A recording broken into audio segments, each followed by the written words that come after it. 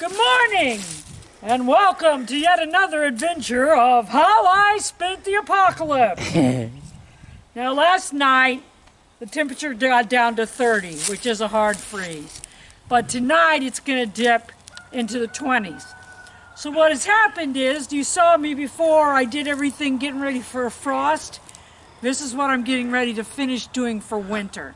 So this will be a bunch of little things that I have to do today, which are all chicken shit bullshit things that nobody really wants to do, but you have to do if you want to keep your home and your farm going. So one of the things I need a bunch of leaves. What I always love to do is one thing that takes care of several problems. Right. Now normally, you've seen me with my leaf blower. Whenever I can, I use the leaf blower. But for this castle turret, what happens is the castle turret in the moat, when you try to leaf blow it, when you try to blow the leaves out of the turret, Right.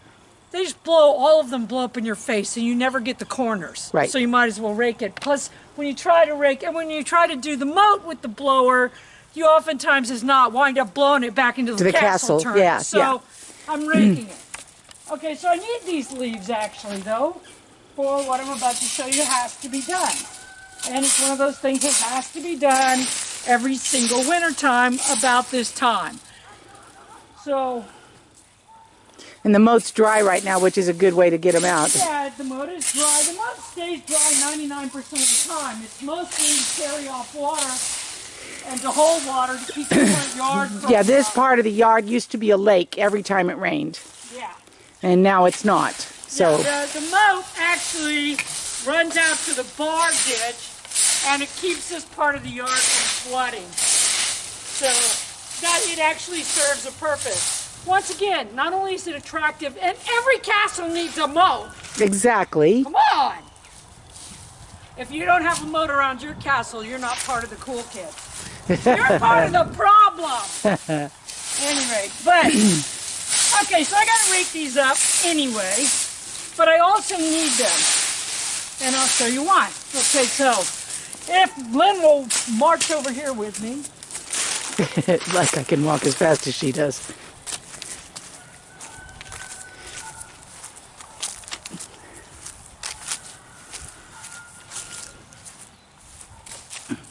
This is a brown turkey fig. Brown turkey figs are hardy to our area, but will not winter without help. Now, normally, it would have already had all its fruit, and it would have ripened. You would have eaten it. I've probably eaten half a dozen fruits off of it this year, but now it's frozen. Last night it froze hard, which means none of these are going to go ahead and make. So I'm going to pull them off. If any of them are edible, it'll be this one. And the rest of them I'll feed to the goat. Let's see if it's good. Nope, it's puffy and has no flavor. Okay, at any rate, but that's because we had a super weird spring, people. We had like a non-existent spring. It just went from cold weather to hot weather. And then back to cold, and it was stupid. Yeah. It was stupid. Okay, so I built this box that just stays around the fig all the time. All the time. Okay, but for the winter... It was to keep from mowing it down when it was small and hitting it with the weed eater. No. No, I thought it was. No, it's to hold what I'm getting ready to do. Oh, okay, okay. Okay.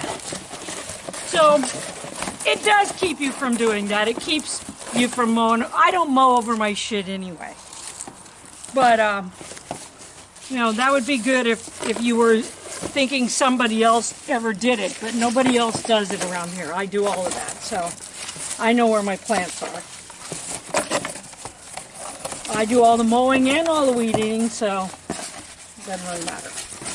But, okay, so I just take a box and I stick it around inside the wooden thing that I've made. Okay. Yeah, between the tree and the wooden thing, right. Between the tree and the wooden thing. I actually need another piece of box to go in there. Okay. So, turn it off for a minute. I gotta go find another piece of box. Okay, so I've just got another piece of box, and I just stick it down in there. Okay. So not only does the cardboard help to insulate, but it's going to help with my next thing that I have to do to put this away for the winter time, which is I go and get those leaves I had. Aha. Okay, so like I said, the leaves need to be taken care of anyway. I need to mulch the hell out of that fig tree, or I will lose it. It does not do hard freezes well.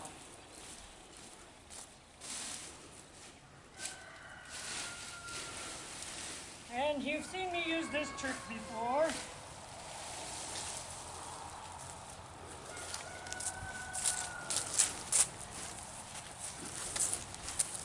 Now, when I put this first batch on here especially, I'm not just going to put it in there, because as you can see, it would just set way up in the air. And these look like, well, those are still green, won't they? No, those are going to fall off in the next day or two because it was 30 degrees last night. Okay, so what you want to do with that first batch, you want to stuff them around that really, really good. Now, in the spring, as soon as we're past that last hard freeze, which is anything 30 degrees or below, you're going to want to pull all of that out of there. And by then it'll be somewhat broken down, perfect for using the mulch in your garden.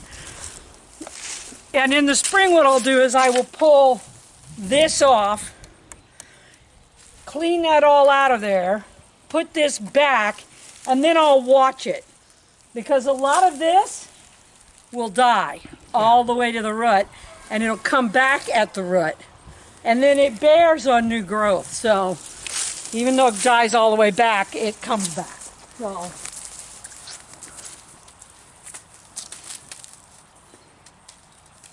just want to get a good pile of leaves around it to protect it. Which again, you get to do two things at once. You get to get rid of a bunch of leaves and protect your plant. You can also use leaves to protect your strawberry plants in the winter or anything like that that's delicate that doesn't winter well.